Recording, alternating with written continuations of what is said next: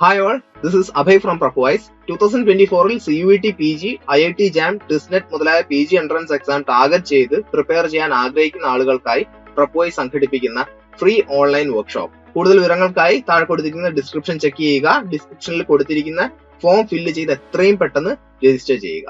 Which of the following theories apply the principles derived from biological science to explain the spatial distribution of urban population? അപ്പോൾ urban population എവിടെയൊക്കെ ആയിട്ട് പരന്ന് കിടക്കുന്നു എന്ന് കാണിക്കുന്ന ഒരു കാര്യമാണ് സ്പേഷ്യൽ ഡിസ്ട്രിബ്യൂഷൻ.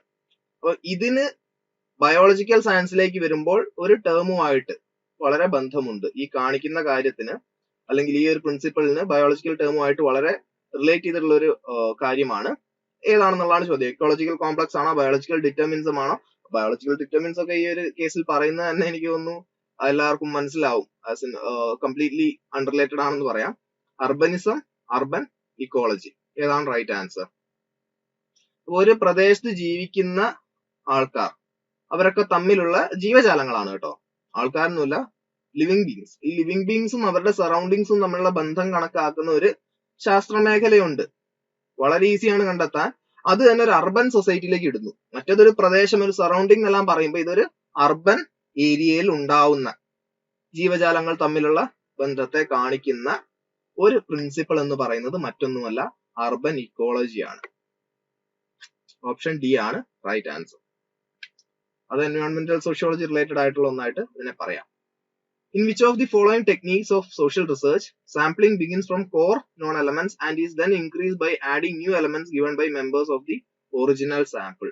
ഇത് പറയുന്നത് നിങ്ങൾക്ക് കുറച്ച് കോൺസെപ്റ്റ്സ് ഉണ്ട്. നിങ്ങളൊരു നോൺ സാമ്പിളിംഗ് അല്ലെങ്കിൽ നിങ്ങളൊരു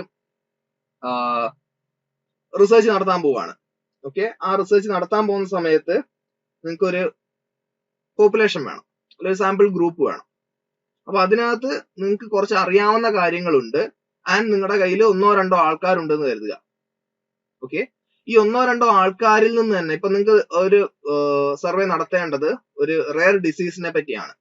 അങ്ങനത്തെ സാഹചര്യങ്ങളിൽ അത് വലിയൊരു റെയർ എന്ന് പറയുമ്പോൾ തന്നെ അറിയാം, ഒരുപാട് ആൾക്കാർക്കുള്ള ഒരു കാര്യമല്ല. അങ്ങനത്തെ സാഹചര്യങ്ങളിൽ എനിക്ക് ഒരാളെ അറിയാമെങ്കിൽ, എനിക്ക് എ അറിയാമെങ്കിൽ ഞാൻ എ ബന്ധപ്പെടുന്നു, എയിൽ നിന്നുള്ള വിവരങ്ങൾ കളക്ട് ചെയ്യുന്നു, എ കൊണ്ട് ബി, സി, ഡി തുടങ്ങിയ ആൾക്കാരിലേക്ക് എത്തുന്നു. സോ ഇവിടെ ഒരു പോയിന്റ് നിന്ന് തുടങ്ങി അത് 4 പോയിന്റ് ആവുന്നു, 8 പോയിന്റ് ആവുന്നു, അങ്ങനെ കൂടിക്കൂടി പോകുന്ന ഒരു സാഹചര്യം. സോ ആ ഒരു സാമ്പിളിംഗ് ടെക്നീക്കിനെ പറയുന്ന പേരെന്താണ്? സ്ട്രാറ്റിഫൈഡ് ആണോ, സ്നോബോൾ ആണോ, കോർ ആൻഡ് പെരിഫറി ആണോ, റാൻഡം ആണോ? ഏതാണ് റൈറ്റ് ആൻസർ?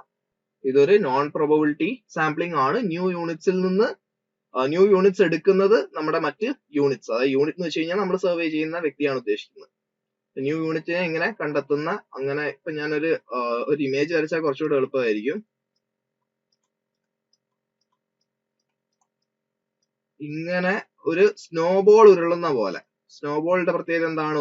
ഉരുണ്ടു തുടങ്ങുമ്പോൾ ഇത്രേ ഉണ്ടാവുള്ളൂ, പിന്നെ വലുതാവും, പിന്നെ വീണ്ടും വലുതാവും, പിന്നെ വീണ്ടും വലുതാവും.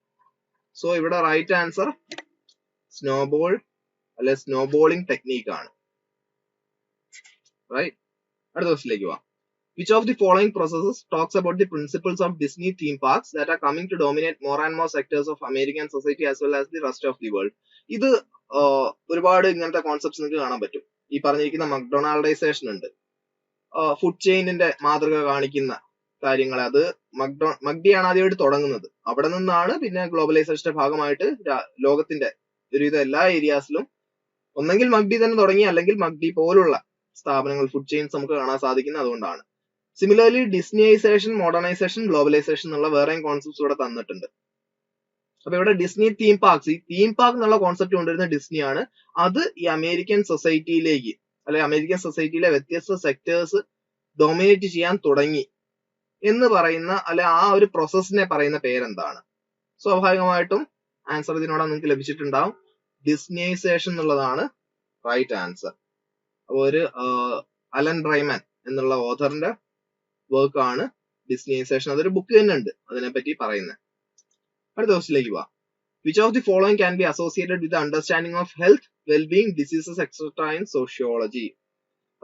ഹെൽത്ത്, വെൽബീങ്, ഡിസീസസ്, ഈ മൂന്നുമായിട്ട് നമുക്ക് ബന്ധപ്പെടുത്താൻ പറ്റുന്ന കോൺസെപ്റ്റ്സ് ഏതൊക്കെയാണ്? താഴെ when it comes to sociology ആണ്. സോഷ്യോളജിയെ സംബന്ധിച്ച് പ്രധാനപ്പെട്ട വിഷയങ്ങൾ ഈ മേൽ പറഞ്ഞിരിക്കുന്ന 3 കാര്യങ്ങളിലേക്ക് വരുമ്പോൾ ഏതൊക്കെയാണ്? സോഷ്യൽ ക്ലാസ് ആണോ, എത്തിനിസിറ്റി ആണോ, പൊളിറ്റിക്സ് ആണോ, ഇൻഡിവിജ്വൽ ഫെയ്ത്ത് ആണോ? സോഷ്യോളജിയെ സംബന്ധിച്ച് sociology is all about group അല്ലെ ഓൾ അബൌട്ട് സൊസൈറ്റി, സൊസൈറ്റിയിലെ മെമ്പേഴ്സ് എന്നുള്ള നിലയിൽ ഇൻഡിവിജ്വലിനെ പറ്റിയും ബോധവാനാണ്. പക്ഷെ പരമപ്രധാനമായിട്ടും നമ്മൾ സൊസൈറ്റിയും സൊസൈറ്റിയുടെ കാര്യങ്ങളും, സൊസൈറ്റി ആസ് ആൻ ഓർഗാനിസം അല്ലെ സൊസൈറ്റി ആസ് എ ഹോൾ ആണ് നമ്മൾ എപ്പോഴും ഫോക്കസ് ചെയ്യുക. അതുകൊണ്ട് തന്നെ ഇവിടെ സോഷ്യൽ ക്ലാസ് എന്നുള്ളത് സൊസൈറ്റിയെ കമ്പയർ ചെയ്യുമ്പോൾ വളരെ ഇമ്പോർട്ടന്റ് ആണ്, ക്രൂഷ്യൽ ആണ്. എത്തിനിസിറ്റി സെയിം ആണ്, പൊളിറ്റിക്സും സെയിം ആണ്. ഇൻഡിവിജ്വൽ ഫെയ്ത്ത് എന്നുള്ളത് ഈ മേൽ പറഞ്ഞിരിക്കുന്ന 3 കാര്യങ്ങളിലേക്ക് വരുമ്പോൾ സോഷ്യോളജിയെ സംബന്ധിച്ച് അത്ര ഇമ്പോർട്ടന്റ് ആയിട്ടുള്ള അല്ലെങ്കിൽ അങ്ങനെ നിർബന്ധമായും അസോസിയേറ്റ് ചെയ്യേണ്ടുന്ന ഒരു ഐഡിയ അല്ല. ഹെൻസ് ABC വരുന്ന ഓപ്ഷൻ ആണ് correct answer, which is option 4, ABC only.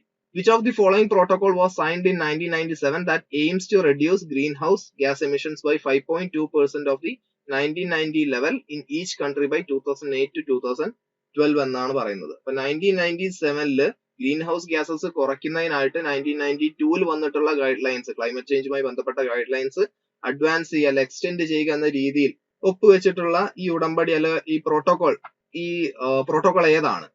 ഏറ്റവും ചുരുക്കി ചോദിക്കുകയാണെങ്കിൽ, അതായത് ഗ്രീൻ ഹൗസ് ഗ്യാസ് എമിഷൻസ് കുറയ്ക്കുമെന്ന് പറഞ്ഞുകൊണ്ട് 1997 വന്നിട്ടുള്ള പ്രോട്ടോകോൾ പേരെന്താണ്? ഈ പ്രോട്ടോകോളിന്റെ പ്രത്യേകത എന്താണ്? എവിടെ വെച്ച് നടക്കുന്നോ ആ സ്ഥലത്തിന്റെ പേരാണ് പ്രോട്ടോകോളിന് ലഭിക്കാറ്. അതുകൊണ്ട് തന്നെ 1997 ഈ പ്രോട്ടോകോൾ സൈൻ ചെയ്തത് ക്യോട്ടോയിൽ വെച്ചാണ്. Hence it's called Kyoto protocol. 2 statements തന്നിട്ടുണ്ട്. An English clergyman and economist Thomas R. Malthus noted that the number of people in the world had begun to increase arithmetically എന്നാണ് പറയുന്നത്. 2, 3, 4, 5, 6 ലീനിയർ ആയിട്ട് പോകുന്നു എന്നാണ് പറയുന്നത്, ശ്രദ്ധിക്കുക. And feared that the world might head towards a period of catastrophic starvation. അത് പിന്നെ മാൽത്തൂഷ്യൻ കാറ്റാസ്ട്രോഫി എന്നെല്ലാം പറയുന്നത് പിന്നീട് വന്നിട്ടുള്ള ടേം ആണ്, ഇദ്ദേഹത്തിന്റെ ഈ ഒരു തിയറിയിൽ നിന്നുള്ള ടേം ആണ്. Statement 2 നോക്കാം. Malthus noted that the people could slow the tide of population increase through preventive checks such as family planning, sexual abstinence and delayed marriages. He also talked about positive checks such as famine, diseases and war etc. അപ്പൊ ഇങ്ങനെ population കൂടുന്നത് കുറയ്ക്കുന്നതിനായിട്ട് ഹ്യൂമൻസിന്റെ കയ്യിൽ തന്നെ വ്യത്യസ്ത kind of measures ഉണ്ട്. അതിനാണ് preventive checks എന്ന് പറയുന്നത്. ഇനി പോസിറ്റീവ് ചെക്സ് എന്നുള്ളത് അൺനാച്ചുറലി അല്ലെങ്കിൽ നമ്മൾ എക്സ്പെക്ട് ചെയ്യാതെ വരുന്ന ചില കലാമിറ്റീസ് ഒക്കെ ഉണ്ട്. അതായത് നാച്ചുറൽ കലാമിറ്റീസ് എന്ന് പറയാം. അതൊരിക്കലും നമ്മൾ എക്സ്പെക്ട് ചെയ്ത് വരുന്ന ഒരു സംഭവമല്ല. പക്ഷെ ഇപ്പൊ നമുക്ക് കുറെയൊക്കെ പ്രെഡിക്ട് ചെയ്യാൻ പറ്റും. നമ്മൾ ചെയ്ത് കൂട്ടുന്നതനുസരിച്ചാണ് പലപ്പോഴും റെസ്പോൺസ് ഉണ്ടാവാറ്. എനിവേ ഈ ഫെമൈൻ ഡിസീസസ് അതുപോലെ വാർ എന്നൊക്കെ ഉള്ളത് പോപ്പുലേഷൻ കുറയ്ക്കുന്നതിനായിട്ട് ഹെൽപ്പ് ചെയ്യും. പക്ഷെ ഡിസൈറബിൾ, നമ്മൾ ആരും അങ്ങനെ വരണമെന്ന് വിചാരിക്കാൻ പറ്റുകയില്ല നമുക്ക്. പക്ഷെ അതിനെ ആണ് പോസിറ്റീവ് ചെക്സ് എന്ന് പറയുക. അപ്പൊ ഇതിൽ ഏതൊക്കെയാണ് കറക്റ്റ് ആയിട്ടുള്ള സ്റ്റേറ്റ്മെന്റ്സ്? 2 സ്റ്റേറ്റ്മെന്റും കറക്റ്റ് ആണോ? സ്റ്റേറ്റ്മെന്റ് 1 കറക്റ്റും സ്റ്റേറ്റ്മെന്റ് 2 കറക്റ്റും ആണോ? 2 റോങ്ങും ആണോ? സ്റ്റേറ്റ്മെന്റ് 1 മാത്രം റോങ്, സ്റ്റേറ്റ്മെന്റ് 2 റൈറ്റ് ആണോ? ഏതാണ് നിങ്ങൾക്ക് തോന്നുന്നത്? ആദ്യമേ ഇവിടെ പറയാം, ഈ അരിത്മെറ്റിക്കലി എന്നുള്ള കാര്യം ഇത് ഫുഡ് പ്രൊഡക്ഷന്റെ കാര്യത്തിലാണ് പറയുന്നത്. ഫുഡ് പ്രൊഡക്ഷൻ ലീനിയർ ആവുകയും നമ്മുടെ റിസോഴ്സസ് എന്നുള്ളത് ലീനിയർ ആയി പോവുകയും നമ്മുടെ ഗ്രോത്ത് എന്നുള്ളത് എക്സ്പോണൻഷ്യൽ എന്ന് വെച്ച് കഴിഞ്ഞാൽ ഫെമിലിയർ ആയിരിക്കും. ഇപ്പൊ *2, *4, അതായത് ഹ്യൂജ് ഗ്രോത്ത്, നമ്മൾ വിചാരിക്കാതെ വളരെ സ്പോണ്ടേനിയസ് ആയിട്ടുള്ള കൈൻഡ് ഓഫ് ഗ്രോത്ത്. പോപ്പുലേഷൻ അങ്ങനെ ഗ്രോ ചെയ്യുകയും നമ്മുടെ റിസോഴ്സസ് ആണ് വളരെ ലീനിയർ ആയിട്ട് മാത്രം മുന്നോട്ട് പോവുകയും ചെയ്യുന്ന സാഹചര്യത്തിൽ സ്റ്റാർവേഷൻ ഉണ്ടാവുമെന്ന് അദ്ദേഹം പറഞ്ഞിട്ടുണ്ട്. കറക്റ്റ് ആണ്. പക്ഷെ ഇതിൽ ശ്രദ്ധിക്കുക, പോപ്പുലേഷന്റെ കാര്യമാണ് ഇദ്ദേഹം അരിത്മെറ്റിക് എന്ന് പറയുന്നത്. ശരിക്കും ഫുഡ് പ്രൊഡക്ഷൻ അല്ലെ റിസോഴ്സസ് ആണ് അരിത്മെറ്റിക് ആയി വരുന്നത്. ഹെൻസ് സ്റ്റേറ്റ്മെന്റ് 1 എന്നുള്ളത് റോങ് ആണ്. ഇനി പ്രിവെന്റീവ് ചെക്സും പോസിറ്റീവ് ചെക്സും അദ്ദേഹം പറഞ്ഞിരിക്കുന്ന കറക്റ്റ് കാര്യങ്ങളാണ്. ഹെൻസ് സ്റ്റേറ്റ്മെന്റ് 2 റൈറ്റ് ആണ്. Statement 1 wrong, statement 2 right. Statement 1 wrong, statement 2 right. Option D is the correct answer. Which of the following is a controversial book published in 1972 that used computer models to calculate the planet's available resources, rate of population growth, amount of land available for cultivation, levels of industrial and food production, and amounts of pollutants released into the air, and had a large hand in launching the environmental movement? 1972 പുറത്തിറങ്ങിയ ഒരു book. ഇത്രയാണ് simple ആയിട്ട് പറഞ്ഞു വെക്കുന്നത്. നമ്മളിപ്പോ തുടർന്നുകൊണ്ടിരിക്കുന്ന അല്ലെ നമ്മളിപ്പോ ചെയ്തുകൊണ്ടിരിക്കുന്ന കാര്യങ്ങൾ ഇതുപോലെ തുടരുകയാണെങ്കിൽ നമ്മുടെ ഈ പൊല്യൂഷൻ ഇങ്ങനെ കൂട്ടിക്കൊണ്ടു പോവുക, ആൾക്കാർ യാതൊരു രീതിയിലും ശ്രദ്ധിക്കാതെ റിസോഴ്സസ് ചെലവാക്കുക, പോപ്പുലേഷന്റെ ഗ്രോത്ത് ഈ നിലയ്ക്ക് പോവുക, ഇങ്ങനെയാണെങ്കിൽ 100 വർഷത്തിനുള്ളിൽ, വെറും 100 വർഷം, 1972 എന്ന് പറയുമ്പോൾ 2072 ആവുമ്പോഴേക്കും ലോകം ഉണ്ടാവില്ല, നമുക്കിവിടെ ജീവിക്കാൻ പറ്റുന്ന സാഹചര്യങ്ങൾ ഉണ്ടാവില്ല എന്ന് പറഞ്ഞു വെച്ചൊരു പുസ്തകം ഒരുപാട് എൻവയോൺമെന്റൽ മൂവ്മെന്റ്സിന് അടിസ്ഥാനമായിട്ടുണ്ട്. സോ ഈ ബുക്കിന്റെ പേരെന്താണെന്നുള്ളതാണ് ചോദ്യം. എൻവയോൺമെന്റിനെ പ്രൊട്ടക്ട് ചെയ്യേണ്ടതുണ്ട്, അതിലൂടെ ആൾക്കാരുടെ സ്വാസ്ഥ്യവും ഉറപ്പാക്കേണ്ടതുണ്ട് എന്ന് പറയുന്ന ഈ ബുക്കിന്റെ പേരാണ് the limits to growth. Option 2 ആണ് റൈറ്റ് ആൻസർ. വ്യത്യസ്ത ഓതേഴ്സ് ആണ് ഉണ്ടായിരുന്നത്. ഓതേഴ്സ് ഞാൻ കറക്റ്റ് ആയിട്ട് റിമെമ്പർ ചെയ്യുന്നില്ല, പക്ഷെ ഒരു 2-3 ഓതേഴ്സ് ചേർന്ന് എഴുതിയ ഒരു ബുക്കാണ്. നിങ്ങൾക്ക് ജസ്റ്റ് ഒന്ന് ഗൂഗിൾ ചെയ്ത് കഴിഞ്ഞാൽ ബാക്കി ആൻസർ കിട്ടുന്നതാണ്. ഇനി ഡാലോ ഫാമിലി, ഡാലോ എന്തോ സെക്കൻഡ് നെയിം ഉണ്ട്. സോ നിങ്ങൾക്കൊന്ന് ഗൂഗിൾ ചെയ്ത് കഴിഞ്ഞാൽ കറക്റ്റ് ആൻസർ കിട്ടും. According to Anthony Giddens, which of the following constitute a key aspect of globalization? ഗ്ലോബലൈസേഷനിലെ കീ ആസ്പെക്ട്, ഇത് വളരെ ഈസി ആയുള്ള ക്വസ്റ്റൻ ആണ്. ഗ്ലോബലൈസേഷനും ആന്റണി ഗിഡൻസിനും ഒന്നും നിങ്ങൾ ഓർത്തില്ലെങ്കിലും ഗ്ലോബലൈസേഷൻ എന്താണ് എന്നുള്ളൊരു കാര്യവും പിന്നെ ഈ ഒരു ടേം നിങ്ങൾ അറിഞ്ഞു കഴിഞ്ഞാൽ ഈ രണ്ട് കാര്യങ്ങൾ, ബാക്കി ഫാക്ടേഴ്സ് അതിൽ വരുന്നുണ്ടോ പോലെ ചിന്തിക്കേണ്ട, ഈ ഒരു ഒറ്റ കോൺസെപ്റ്റ് എന്താ അറിഞ്ഞു കഴിഞ്ഞാൽ നിങ്ങൾക്ക് ഉത്തരം പറയാൻ പറ്റും. ടൈം സ്പേസ് കംപ്രഷൻ അറിയണോ? വേണ്ട. ഡിസ്മെമ്പറിംഗ് അറിയണോ? വേണ്ട. റിഫ്ലെക്സിവിറ്റി എന്താണെന്ന് അറിയണോ? വേണ്ട. പാരോക്കിയലൈസേഷൻ എന്താണെന്ന് അറിഞ്ഞു കഴിഞ്ഞാൽ നിങ്ങൾക്ക് ഇതിന്റെ ഉത്തരം എഴുതാം. Because parochialization is the exact opposite of globalisation.